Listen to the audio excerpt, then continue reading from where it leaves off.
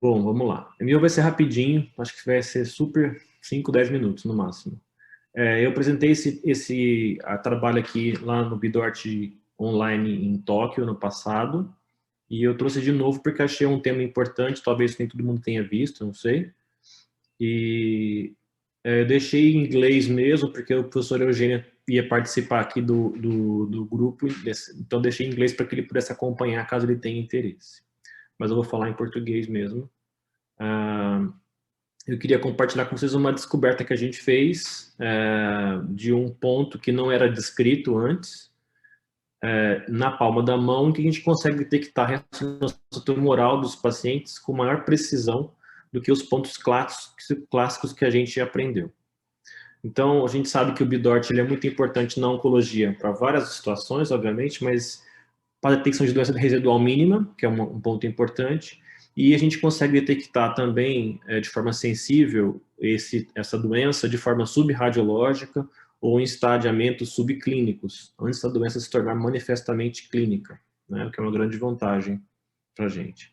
E os locais onde nós testamos a ressonância maligna, classicamente onde nós aprendemos, são a glândula do timo, a cicatriz umbilical, os microsistemas, língua, face, dentes, como nós falamos hoje também, externa, etc.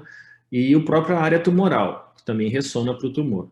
Né? Esses são os pontos clássicos. E aí eu me deparava frequentemente com uma situação paradoxal, em que eu ia testar a lâmina tumoral no paciente e não existia ressonância, tinha desaparecido no timo, não tinha ressonância na área tumoral, nem no umbigo, nada, mas alguns desses pacientes continuavam progredindo clinicamente, mesmo com essa ressonância negativa. E eu passei por situações desagradáveis de falar para o paciente, oh, você está bem, está com a lâmina negativa, negativo no timo, negativo no umbigo, e aí o paciente via com a tomografia pior, eu ficava com uma cara de tacho, não podia explicar para ele como é que eu tinha falado que estava negativo e ele estava piorando, né? Ah, outra situação, eu fui no ambulatório uma vez, quando eu estava com a doutora Sumier, e chegou uma paciente nossa em comum com lâmina negativa, e ela estava piorando. Eu falei, doutora Sumier, por que ela está piorando se está com lâmina negativa? Ela falou assim, eu não sei te explicar. Eu falei, bom, então o negócio é muito sério, porque é uma situação realmente paradoxal, que a gente não conseguia explicar por quê, né? E aí eu comecei a perseguir uma busca por outros pontos que pudessem ainda mostrar esse sinal maligno no paciente, né? Então minha pergunta era essa, foi que eu fui investigar. Existia algum outros pontos mais sensíveis à detecção de ressonância tumoral que não fossem só aqueles pontos clássicos? Porque se o paciente está piorando, ele tem ressonância positiva em algum lugar, né? Assim que eu imaginei. E aí eu selecionei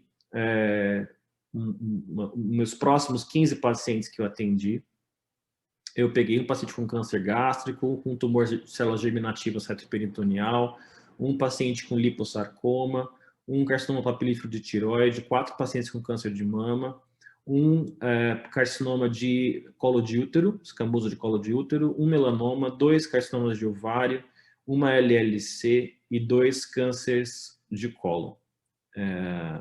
Então, fiz um mix de diferentes tipos de tecido, hematológicos, não hematológicos. Todos esses pacientes, eles tinham um diagnóstico comprovadamente por biópsia, com laudo assinado por histopatologistas. Então, não eram só diagnósticos clínicos, eram diagnósticos confirmados. E aí, o que eu fiz com esses 15 pacientes? Eles eram avaliados semanalmente, medindo a ressonância tumoral em todos os pontos que a gente já falou, no timo, na cicatriz umbilical e nas próprias áreas tumorais. Né? Toda semana a gente fazia isso, confrontando isso, usando como testador um acervo nosso de lâminas de biópsia humana. Né? E aí, no momento, ia vindo semanalmente o paciente, no momento em que a ressonância tumoral desaparecia nessas 3 áreas clássicas, eu comecei a buscar minuciosamente outros pontos no corpo do paciente que pudessem ainda ter algum sinal patológico de ressonância maligna. E o que nós encontramos foi esse ponto. Em todos os pacientes que eu selecionei, nesses 15, nós encontramos um ponto na palma da mão que exibia ressonância maligna, mesmo quando tinha desaparecido nos outros pontos. eu chamei esse ponto de centro palmar central, é CPC. Já me disseram, por que você não colocou o ponto do Vilela, mas eu, igual tem o ponto do Hamburgo, porque aí não tenho esse tipo de interesse, eu preferi colocar ponto palmar central, porque é a contribuição de todos nós, para todos nós mesmos, eu não quis vincular meu nome a isso, mesmo sendo um ponto que não tinha sido descrito ainda. E eu coloquei aqui algumas fotos para vocês verem. Depois, se alguém quiser medir e confirmar, eu trouxe, confirmou esses 15 casos comigo também, antes de publicar isso.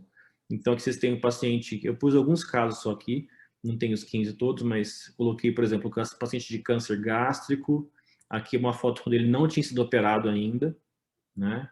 Era um paciente de diagnóstico recente, não operado ainda, e vocês vão ver nessas fotos aqui, depois que eu tratei esse paciente, ele não tem mais ressonância tumoral nem na região umbilical, nem na própria região tumoral, está negativada, e no timo, mas ele continua positivo no ponto palmar central, tá? Então, um próximo caso também de câncer de tireoide papilar, também não tinha sido operado ainda, era um caso novo. Cicatriz umbilical ficou aqui nessa foto está negativo, no timo está negativo, no próprio sítio tumoral está negativo, mas aí tinha positividade no ponto palmar central. Então, logicamente que esses pacientes, quando eles chegam para a gente de cara, eles vão ter sim ressonância nesses pontos clássicos, porque você não tratou o paciente ainda. Mas conforme você vai desintoxicando o paciente, tratando o terreno biológico, a expressão tecidual vai caindo, a ressonância vai caindo, então você pode negativar nesses pontos e ter uma falsa impressão de que o paciente está bem, ou que está já controlado. E então você, usando o ponto palmar central, você consegue ver ainda que existe ressonância tumoral, mesmo com os demais sendo negativos. Então, ele se mostrou mais sensível nessa busca aí. Então, conclusão, uma ressonância maligna negativa na glândula do timo, na cicatriz umbilical e na área tumoral não é uma garantia de controle de doença. Pode ser um falso negativo. A negatividade da ressonância maligna nesses pontos pode dar uma falsa impressão de bom controle oncológico, que é o que a gente via na prática algumas vezes. Então, com a avaliação desse ponto palmar central, é possível aumentar a sensibilidade dessa avaliação clínica. De acordo com os critérios, de acordo com esse estudo, o critério de negativação da ressonância tumoral também deve ser confirmada no CPP. Então, a gente deveria incluir esse ponto aos pontos clássicos que a gente já conhecia. É isso.